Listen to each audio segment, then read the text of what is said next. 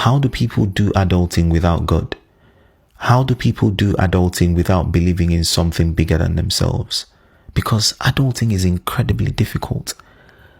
It's difficult because you are under the pressure to make the right choices for every facet of your life. You're making the right choices for your career. You're about to make a choice about, the school. You make the right choice for marriage. Even when you get married, you need to make daily choices. You're just bombarded with a lot of choices you need to make right.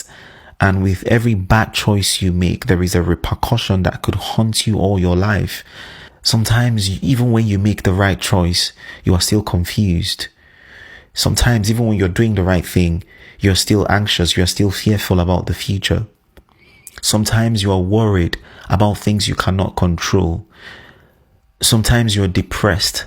Sometimes you are anxious. Sometimes you're fearful. Sometimes you are insecure. How do people do adulting without God? How do people do it without God, without running mad?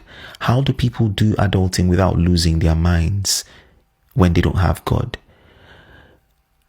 I think you need God to be an adult, because basically adulting is the realization of how weak we are, but how much we need to keep on feigning strength. How foolish we are, but how much we need to keep on feigning wisdom. And it's just that endless cycle of decisions, choices. We need to make decisions, choices that we need to make. And even when you make a bad choice, you need to live with the repercussion. It's so fearful. It's so fearful. Well, I thank God for knowing God, because without God, I would have lost my mind being an adult.